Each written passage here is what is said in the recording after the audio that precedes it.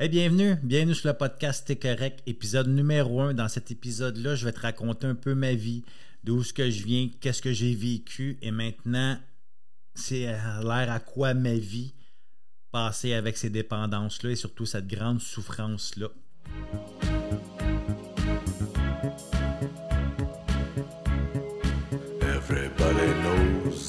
Bienvenue sur le podcast T'es correct pour ceux et celles qui veulent avoir une vie heureuse, joyeuse et libre de la dépendance à l'autonomie pour qu'on puisse enfin se regarder dans le miroir et se dire T'es correct.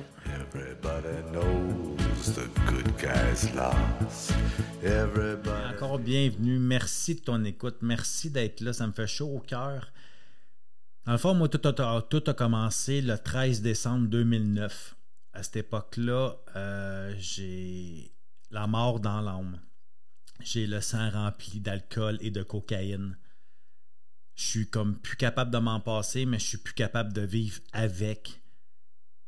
Ma vie tient qu'à un fil. J'ai plus envie de souffrir. J'ai plus envie de vivre. Dans le fond, on s'entend que si je veux pas réellement mourir à ce moment-là, mais je veux que ça arrête. Je veux que ça arrête. Et ça a été c'est ma date, on pourrait dire, d'abstinence, d'alcool, de drogue. C'est à ce moment-là où que tout ce que j'avais pu apprendre avant, toute l'information que j'avais eue, tous les outils, les enseignements que j'avais été chercher en thérapie, en consultation avec des psychologues, dans les livres, dans les fraternités, ce qu'on appelle les meetings, à ce moment-là, cette journée-là, ma souffrance était plus grande que mon orgueil. Et j'ai commencé à les mettre en pratique. Et depuis ce moment-là, je n'ai consommé aucun alcool, aucune drogue. Et ma vie va beaucoup mieux. Je ne suis pas en train de dire que ça a été facile. Non. Mais ça a pris des actions. Comme je dis souvent, pas d'effort, pas de confort. Alors, ça a commencé là, on pourrait dire, ma nouvelle vie. Ma vie enfin heureuse, joyeuse et libre. Ça ne s'est pas fait du jour au lendemain, évidemment. Si on revient un peu dans mon passé, brièvement, je vais te conter un peu mon enfance. Enfant unique, un père alcoolique, workaholic. Alors mon père, il ne boit pas chez nous, il boit à brasserie, à taverne et il travaille beaucoup. Alors un père présent, moi j'ai pas eu ça dans ma vie et je ne suis pas en train de faire de l'apitoiement et je ne suis pas en train de dire que j'ai consommé à cause de mon père. C'est juste pour te mettre en contexte. Évidemment, j'aurai une petite parenthèse. Ce que je vais te raconter, c'est mon histoire de vie.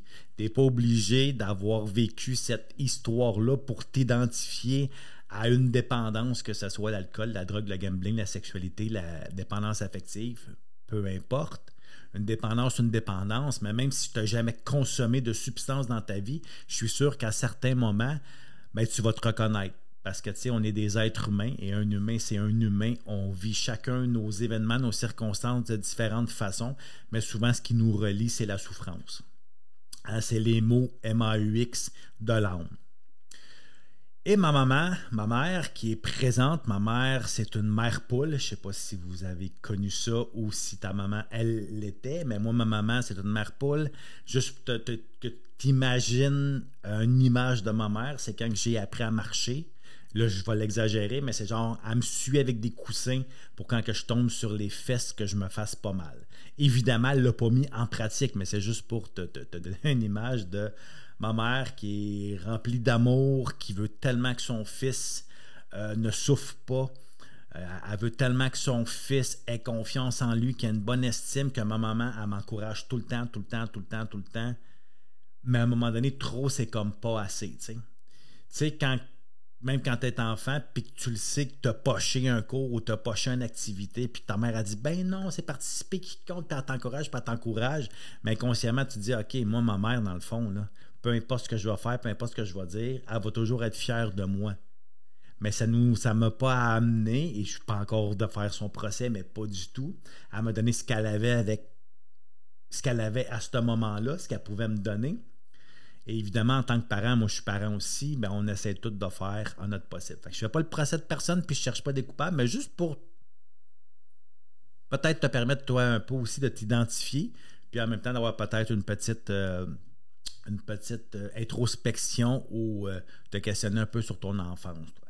Fait que je vis là-dedans. Moi, mon père, le 2 décembre 86, il a arrêté de consommer. C'est cette journée-là que lui a décidé de se reprendre en main.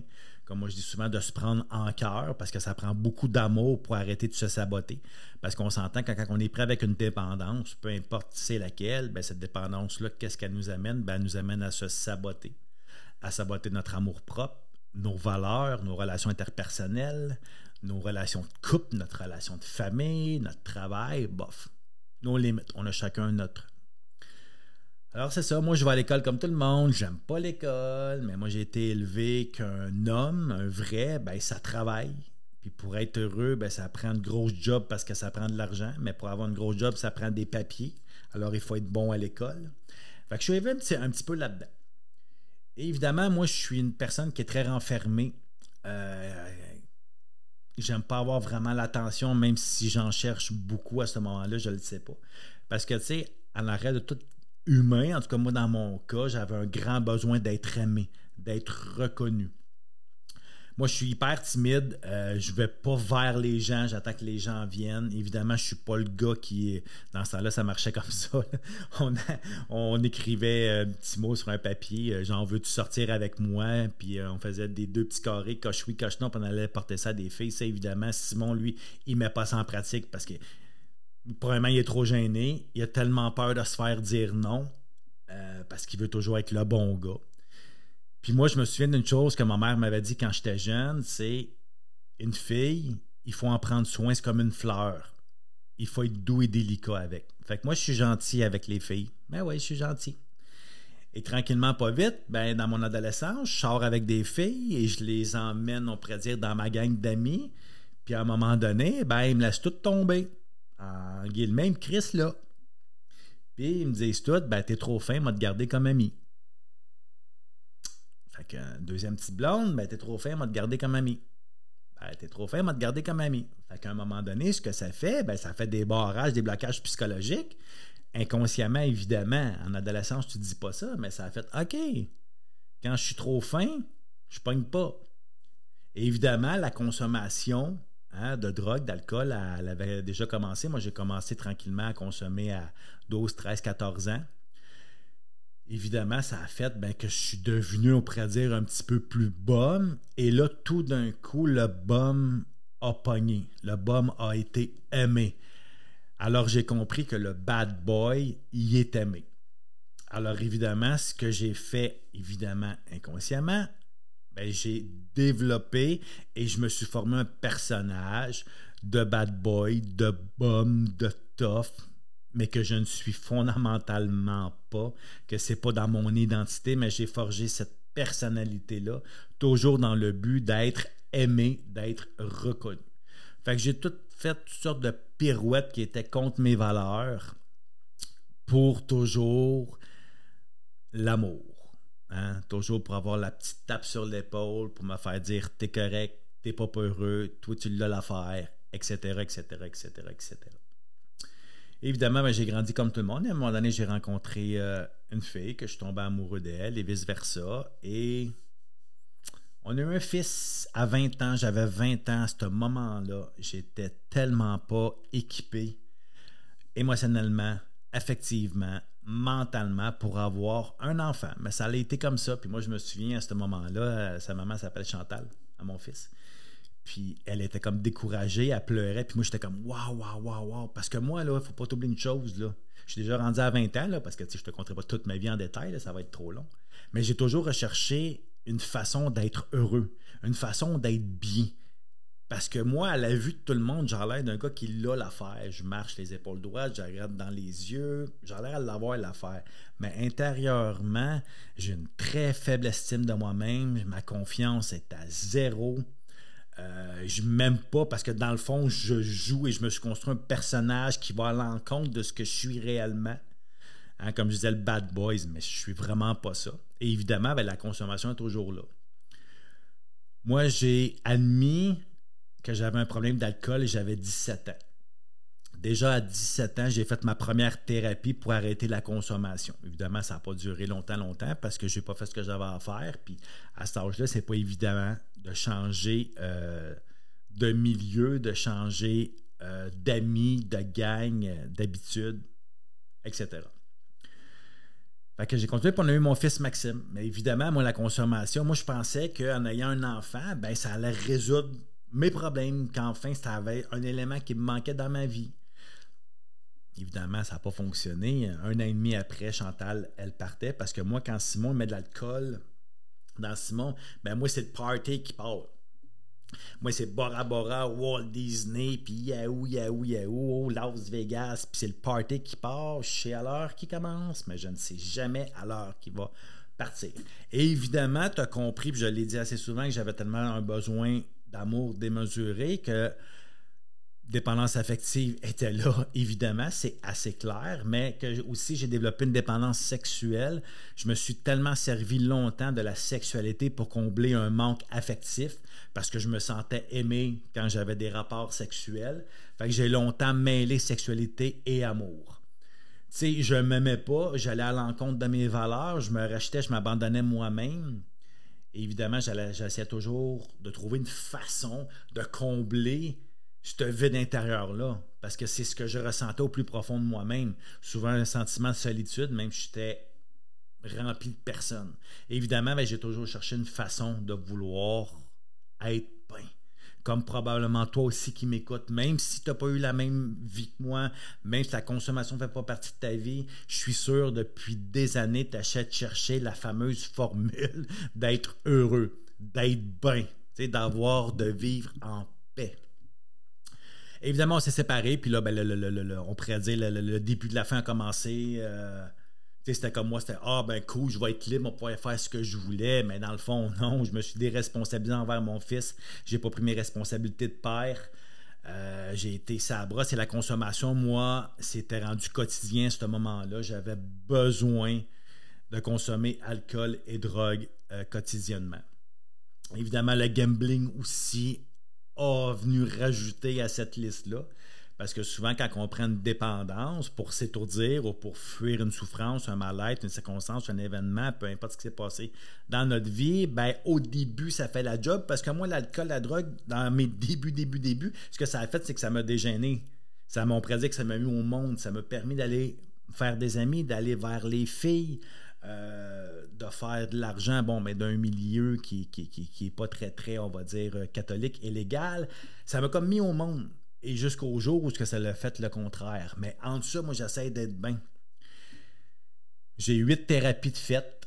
J'ai vu 5 psychologues. Parce qu'à toutes les fois que j'allais voir un psychologue, je trouvais qu'il n'était pas bon, qu'il ne me disait pas ce que j'avais à faire. Puis moi, j'allais voir quelqu'un qui faisait Et toi, ce que t'en penses? Et toi, ce que t'en penses? Ben non, parce que moi, je ne sais pas à ce moment-là, moi, je suis un impatient, je suis un impulsif, je me connais pas. Moi, je veux avoir la recette miracle là. Moi, je veux que tu me donnes la recette, je veux que tu me dises, ben regarde, fais le tour de ton bloc 5 fois en courant, monte les escaliers 8 fois, puis tu vas être bien. Moi, il m'aurait dit ça, je l'aurais fait, tu comprends, mais c'est pas comme ça, j'ai appris ça. Et évidemment, ben moi, je suis quelqu'un qui veut que ça soit fait tout seul. Moi, j'ai comme on pourrait dire, pas cette mentalité-là, mais cette croyance-là qui m'a limité, ce qu'on appelle une croyance limitante, que ça va se faire par magie. Tu sais, que j'ai juste un exemple, aller m'asseoir dans une salle de meeting, parce qu'il me suggérait, il conseillait fortement d'aller faire du meeting d'Alcooliques Anonymes, puis que tout allait se régler tout seul, que Simon n'avait pas à mettre des efforts. Malheureusement, ça se passe pas comme ça. Évidemment, je te compterai pas de brosse parce que probablement que tu en as pris au moins une fois dans ta vie, mais peu importe, c'est pas ça l'important. Mais on s'entend qu'une dépendance, plus qu'on la nourrit, plus qu'on la met dans notre vie, plus qu'on la consomme, plus qu'elle prend de l'espace, plus qu'elle prend de la force, plus qu'elle ravage, puis plus qu'à un moment donné, au lieu d'être notre solution qu'on pensait miracle, elle devient tranquillement le contraire. Fait que moi, autant que la boisson m'avait mis au monde, à la fin, elle était en train de me tuer. Et évidemment, entre mes thérapies, je fais des mois d'abstinence, puis je fais ce que j'ai à faire. Fait que je goûte un peu à c'est quoi être bien, être mieux, on va dire, avoir des moments plus heureux. Et évidemment, je rencontre des filles et tout ça, parce que moi, je carbure à l'émotion forte. Fait que moi, quand je rencontre une fille, c'est « Wow! » Hein, là, je tombe en amour, je suis un passionné. Moi, je ne sais pas à ce moment-là que je suis un hypersensible aussi. Alors, l'hypersensible, lui, tout ce qu'il va vivre, ça va être exagéré, que ce soit les émotions positives ou négatives. Fait que, wow! Fait que moi, aussitôt que je ressens plus de, on va dire, de petits papillons, c'est comme, ben, c'est pas la bonne. Hein. Fait que moi, il faut tout le temps que ça soit des high. Mais on s'entend que tout ce qui high, à un moment donné, down. Et plus ça allait dans ma vie, moins qu'il y avait de high, plus que tout était down. À la fin de ma consommation, c'est pas compliqué. Je consomme du matin au soir. Même quand, excusez l'expression, je baisse parce que dans ce temps-là, je faisais pas l'amour. Je savais même pas c'était quoi faire l'amour. Je savais même pas c'était quoi l'amour. Je lâche même pas ma bouteille parce que c'est la seule, on pourrait dire la seule chose qui me reste que je pense qui me sauve la vie. Et arrive le fameux moment du 13 décembre 2009 où ce que je veux atteindre à ma vie. Et je me souviens à ce moment-là, n'oublie pas que j'ai 5 psychologues que j'ai vus à quelques reprises, j'ai 8 thérapies de faites, je suis retourné à l'université en toxicomanie pour essayer de comprendre c'est quoi mon problème. Et là, je me retrouve devant un miroir et je me regarde dans les yeux, ça faisait longtemps que je me regardais dans les yeux et je me suis posé seulement une question. Simon, est-ce que tu as vraiment envie de continuer à faire cette vie-là? À vivre comme que tu vis présentement. Et ça a fait non. Évidemment, à cette époque-là, je ne suis pas retourné en thérapie. Non, j'ai sorti on pourrait dire mon cahier de notes. J'ai sorti mon cartable de thérapie et j'ai mis en pratique ce qu'il m'avait appris avec des outils. Et depuis ce temps-là, je n'ai plus consommé aucun alcool, aucune drogue. Évidemment, est-ce que ça m'a guéri? Ben non, parce que autre chose, c'est peu importe ta dépendance que toi, tu as, ou ta dépendance de choix, appelle ça comme tu voudras, c'est juste un symptôme à autre chose. Il y a un mot MAX beaucoup plus profond intérieurement. Et évidemment, il a fallu que je travaille sur moi. Il a fallu que j'apprenne à me connaître, à identifier mes traits de caractère, à identifier mes tendances psychologiques, à regarder mes dépendances, parce qu'il n'y avait pas juste l'alcool, la drogue. Évidemment, ceux que c'était comme, on va dire, palpable, que tout le monde pouvait voir et mettre le point là-dessus, mais il y avait autre chose. Il y avait des mots MAX intérieurs. Alors, il a fallu que j'apprenne le vocabulaire MOTS pour mettre sur ces mots-là, à être capable de nommer ça. Mais apprendre aussi tranquillement, j'ai pris plein de prises de conscience. C'est mes 5 fondamentaux. Vous allez voir, je vais en parler souvent dans mes podcasts. Tout mon programme, plan de match, mon simple programme est basé là-dessus. Mon premier fondamental, c'est des prises de conscience. Il fallait que je prenne des prises de conscience. OK, c'est beau de dire que j'ai un problème d'alcool ou de drogue, mais il y a autre chose que ça. Ouais, mais tu as un besoin d'amour démesuré. Il y a de la dépendance affective qui se cache en dessous de ça. Observation, j'en ai parlé aussi. D'observer, d'apprendre qui je suis, d'être capable de nommer ce que Simon est constitué. Prendre des prises de conscience et observation aussi de le personnage que tu as créé depuis des années, c'est pas ça, là. Tu mets des masques depuis X années, mais t'es pas ça, là. T'es pas ça, au fond. Le troisième, c'était tranquillement de la transformation. J'ai mis des choses en pratique. J'ai fait un processus de pardon envers les gens qui m'entouraient, mais envers moi-même, pour apprendre à m'accueillir. Transformation se fait tranquillement. Après ça, mon 4e fondamental, c'est la réparation, me réparer. Parce que j'avais fait beaucoup de tort, mais j'avais fait beaucoup de tort à Simon. Il a fallu que je me répare, il a fallu que j'accueille qui je suis, il a fallu que j'accueille qui que j'ai été. Pour en arriver à accepter ce que j'ai été, ce que j'ai pu commettre comme acte, comme blessure à des gens, mais aussi envers moi-même. Et mon 5e fondamental, c'est s'entretenir, ce que j'appelle l'entretien. C'est comme n'importe quoi. C'est comme quand on rouvre les piscines, ça s'en vient. Hein? On va ouvrir les piscines. T'as beau la nettoyer, mettre l'eau parfaite, d'une couleur incroyable. Mais si tu ne continues pas à faire des tests de pH, à mettre du chlore, ça ne sera pas tellement long qu'elle va revenir vite brune. C'est un peu la même chose intérieurement. Mais souvent, nous, les êtres humains, moi, j'ai été des années à chercher la facilité, à ne pas mettre d'effort, à vouloir tout de suite avoir Transformation, réparation, entretien. Non, mais il faut que tu commences par prise de conscience. Il faut que tu commences par observation. Et souvent, c'est là qu'on n'a pas le temps parce qu'on ne prend pas le temps. On voudrait tout que ça soit hier. C'est pareil comme ceux qui vont au gym puis qui veulent avoir des gros muscles puis qui pensent qu'en 1 mois, ça va être fait. Ou les fameux régimes miraculeux qu'en 3 mois, tu pèses 60 livres. C'est comme... Ça n'a pas de sens. Et je ne suis pas en train de dire que ça ne fonctionne pas. Ça va fonctionner. Mais si tu ne t'occupes pas convenablement après ça, ta phase de maintien, ben tu vas tout reprendre ce que tu vas avoir perdu. Alors c'est ça, puis je pourrais dire qu'aujourd'hui, avec toute humilité et honnêteté, je suis heureux, joyeux et libre. Je vis une vie, on pourrait dire, de rêve. La relation que j'ai avec Simon, je ne pensais jamais vivre ça. La relation que j'ai avec les gens qui m'entourent, qui m'aiment, c'est wow!